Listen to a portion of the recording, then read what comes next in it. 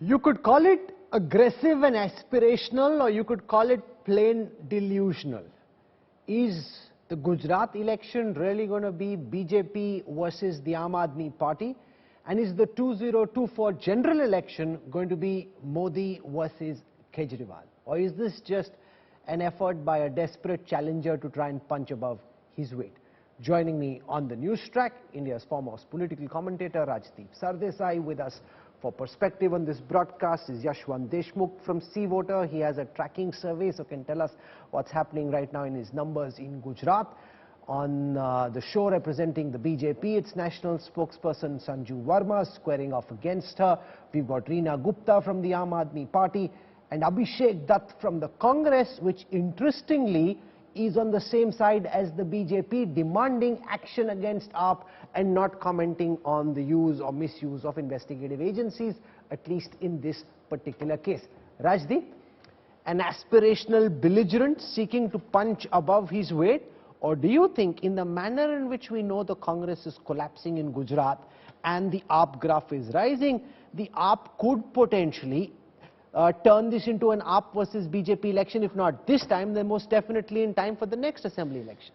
Look, Rahul, if you look at the trajectory of the Aam Aadmi Party since 2013, when they first entered the electoral arena, they have this habit of trying to punch above their weight and making every contest to be David versus Goliath, playing the role of underdog. What is Kejriwal doing? Ever since Manish Sisodia's name came in this CBI inquiry into the excise scam, he is projecting himself and his party as the victim, as the underdog. That's the role that brought him into national prominence after India Against Corruption. That's the role that he wants to sustain himself. So from the point of view of a narrative, one can see where he is coming from when Sisodia now says that 2024 will be Modi versus Kejriwal. But Rahul, if you look at the actual numbers, in 2019, the Aam Aadmi Party contested about 40 Lok Sabha seats. They won only one. That was Bhagwant Mann in Punjab. In Delhi also, where they've dominated for the last decade, he lost all 7 seats. The Aam Aadmi Party lost all 7 seats to the BJP.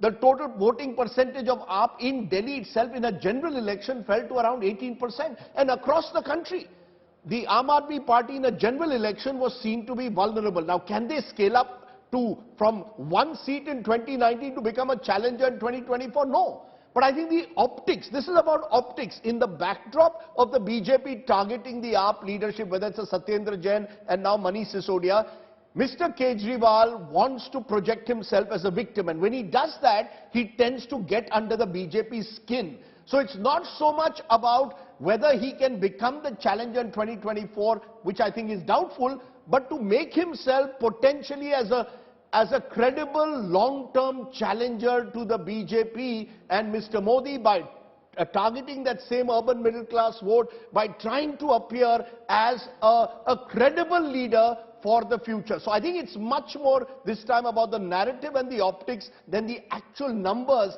that an Arvind Kejriwal can hope to gain in 2024. And given the fact that the AAP is hardly present in Uttar Pradesh, Bihar, Chhattisgarh and many other states, 2024 is a pipe dream. But in Gujarat, we know on good authority that the Congress's base is shrinking. It has been for several elections, and AAP is increasing its presence. Yashwant Deshmukh, to what extent? What is your polling tracking data telling you from Gujarat? The AAP's graph is going up. But the reverse way of looking at it is, the more the AAP rises in this election, the more the Congress falls, and the bigger the BJP's victory margin. So net-net, AAP increasing its presence in this election, not long-term, in Gujarat, could actually help the BJP win bigger than it otherwise would have. Exactly, Rahul. You have just nailed it where it hurts, because in the Mood of the Nation survey that we did for the India Today, if you look into the Gujarat number and particularly the vote share, you will realize that actually Aam Aadmi Party, even in Gujarat, is almost kind of touching double digit in terms of vote share, you know, in the MOTN. And that is a pretty startling stats, because I feel that if they will keep on getting that kind of vote share, then they may or may not win many seats, but one thing is sure, that they might end up damaging the prospects of Congress to a great degree.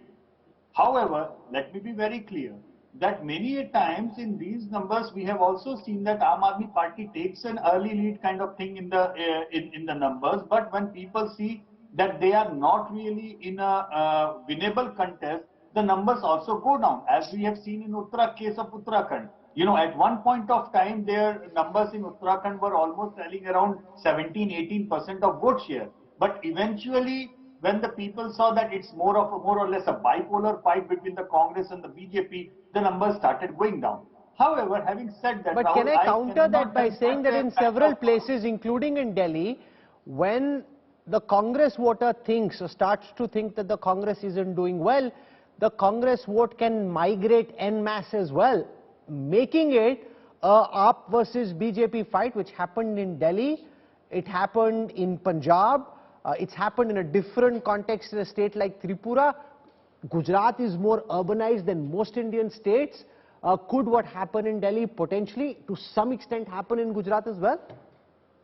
It's possible, Rahul, but please keep in mind two things. Number one, even in Delhi, every time the Lok Sabha election happened, the Congress became the number 2 party. So there was a kind of a swing vote, or you can say what I call the split vote.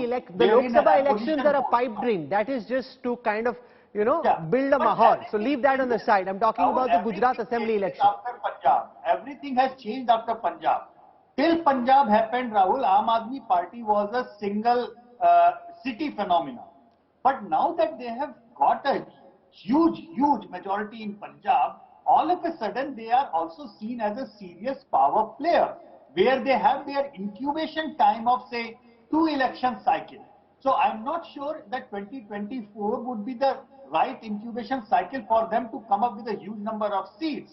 But yes, if they kind of get their vote share to a right extent, to say 5, 6, 7%, which would be kind of like the launch pad which the BJP enjoyed in 1984 election, when everybody said they got only 2 seats. Without realizing, BJP polled almost about 8% seat, and it was the second largest party in 1984 in terms of vote share after Congress.